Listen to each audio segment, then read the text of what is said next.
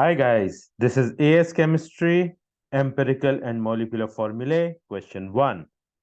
In leaded petrol, there is an additive composed of lead, carbon and hydrogen only.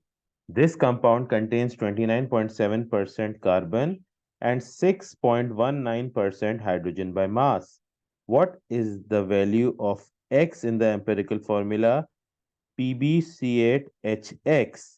So the first thing we need to do is calculate the percentage of carbon present in this compound. So that would be 100 minus 29.7, which is the percentage of carbon, and minus 6.19, which is the percentage of hydrogen, giving us a percentage of 64.11, which is the percentage of lead present in this compound.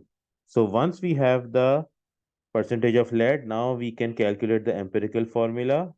This compound contains lead, carbon, and hydrogen. So we will calculate the amount of each of these elements present. How would we do that? The first thing to do is to divide the percentages by the AR value. So the percentage of lead is 64.11. This would be divided by 207.2.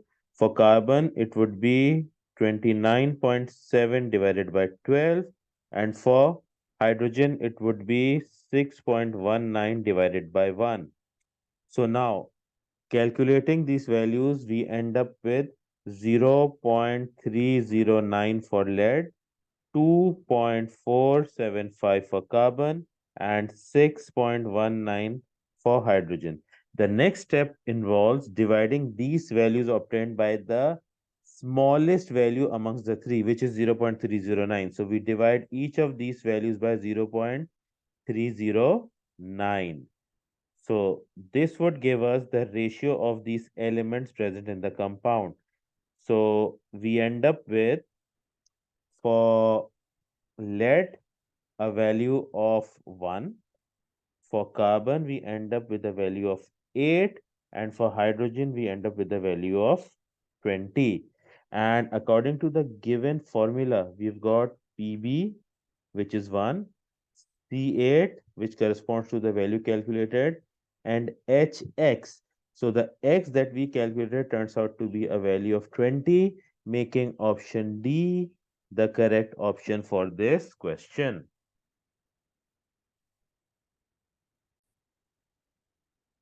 Question 2. Which formula represents the empirical formula of a compound? So the empirical formula is the number of elements present in the simplest ratio.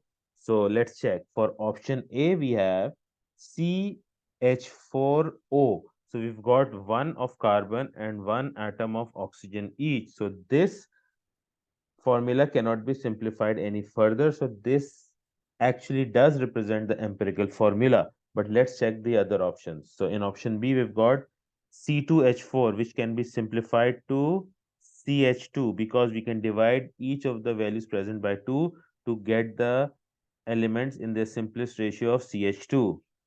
So the empirical formula for the compound given in B is CH2 and not C2H4. For the option in C, we've got C6H12. So these can be divided by 6, giving us an empirical formula of CH2, which means that C6H12 is not the empirical formula. And for option D, we've got two hydrogen atoms and two oxygen atoms, which can be simplified into HO, meaning H2O2 is also not the empirical formula, leaving only option A having a formula that cannot be simplified any further, making option A the correct option for this question. Question 3. Tanzanite is used as a gemstone for jewelry. It is a hydrated calcium aluminum silicate mineral with a chemical formula of Ca2AlX SiY O12 OH.6.5H2O. Tanzanite has an MR of 571.5. Its chemical composition is 14.04% calcium. So let's write that down. Calcium is 14.17%. And we will write down the percentages of all the other minerals as well. elements in the mineral. Aluminium is 14.17. Calcium is 14.04. So we correct this 14.04. Next up is silicon with a percentage of 14.75. Next is oxygen with a percentage of 54.59. And then we have hydrogen with a percentage of 2.45.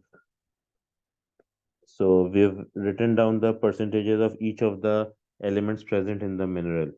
Now they've asked us what are the values of X and Y. So we need to find out the empirical formula, which will give us a ratio of aluminum and silicon in the given mineral or gemstone, tanzanite.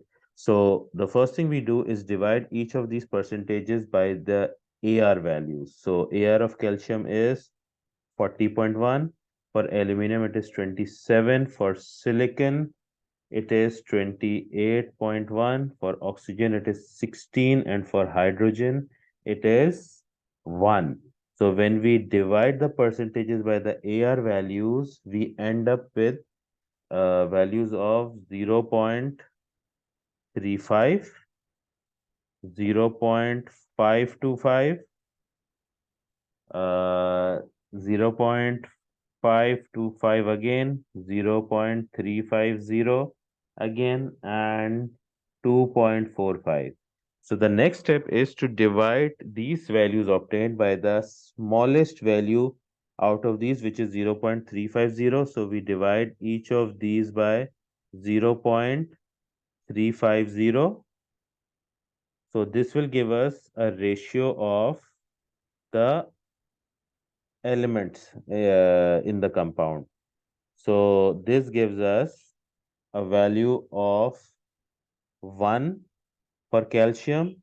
It gives us a value of 1.5 for aluminum, a value of 1.5 for silicon, a value of 1 for oxygen, and a value of 7 for hydrogen.